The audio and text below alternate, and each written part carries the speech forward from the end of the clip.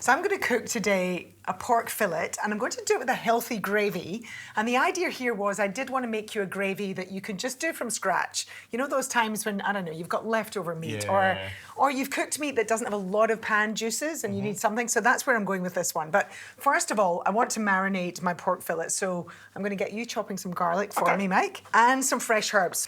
You know, one of the exciting things I did this year was that I planted myself a lovely planter out the back with all my herbs, some veggies, and so I've got some thyme and some rosemary. Do you find yourself using a lot more herbs now? I do, because I get really excited, and there's something about just the freshness and the satisfaction of fresh herbs, you know, from your garden.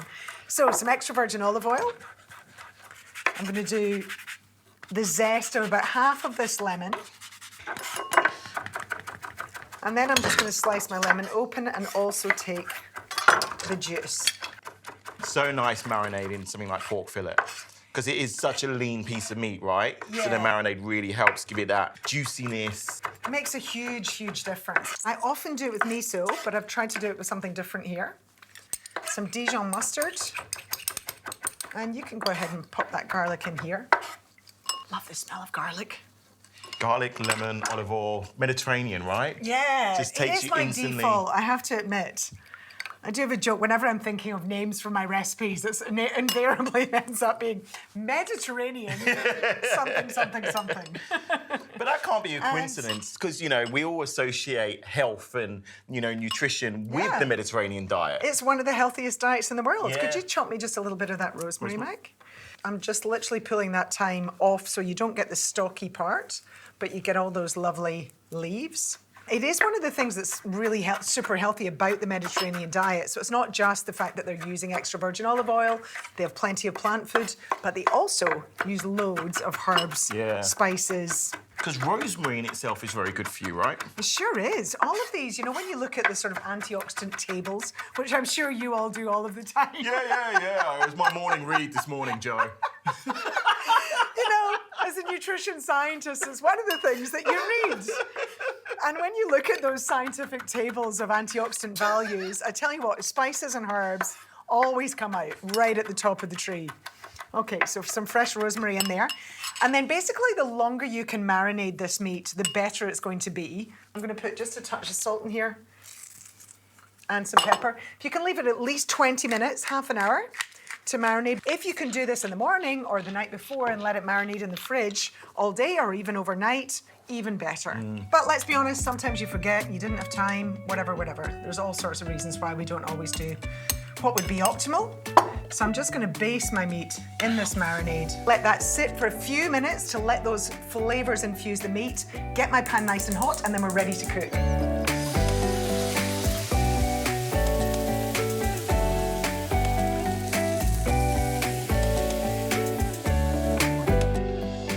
So this is looking absolutely beautiful.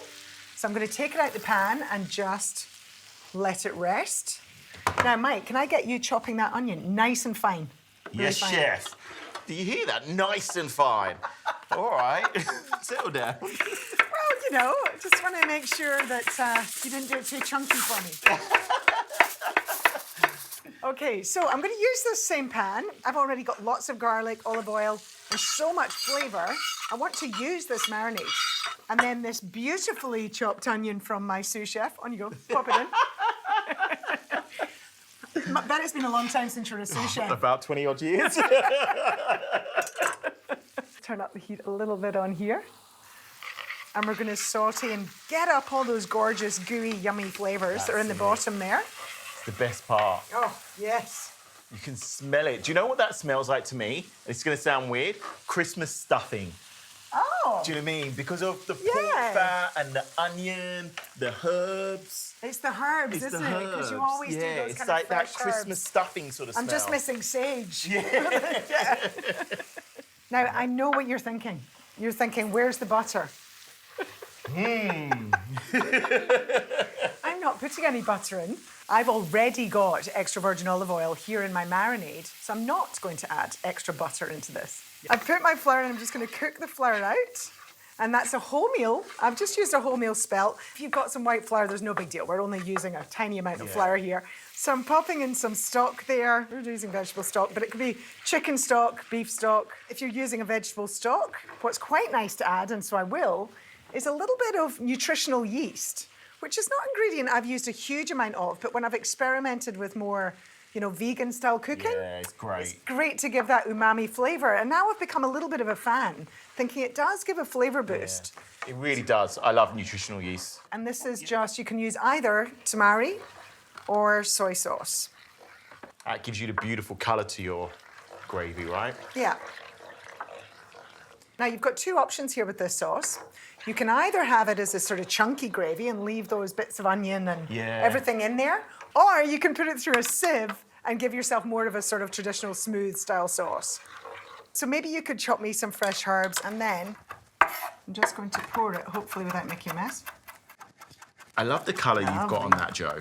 Like, honestly. Yeah. It looks like you finished it with lots of butter.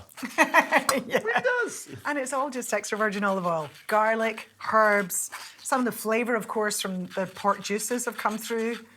Lemon rind. Beautiful. So just kind of press that through the sieve, but you can see how if you wanted this as a chunky sauce, it also works. But it's quite nice just to have it as a lovely smooth sauce. Okay, so now I'm going to grab my pork.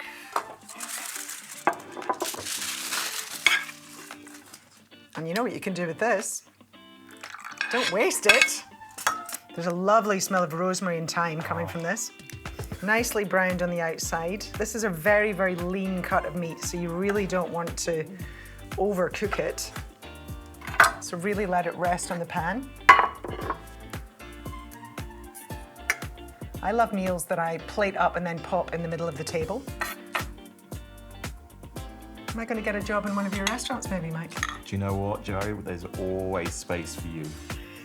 Might be in pot wash, but there's always space. I'm really good at cleaning. Honestly, spotless I am. Okay, a little bit of the parsley on the top. That's gorgeous. There we go. Back to the taste, Mike. Oh, Joe, it looks incredible.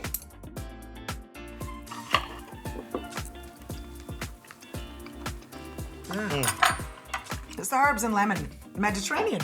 It's very herbaceous, which I love. It's fresh, citrusy, garlic kick. Pork is cooked really well. It's just a delight. Well done. It's beautiful, thanks. So, Mike, did I win you over with my healthy gravy? You have, actually. I'm going back for more. That's how good it is.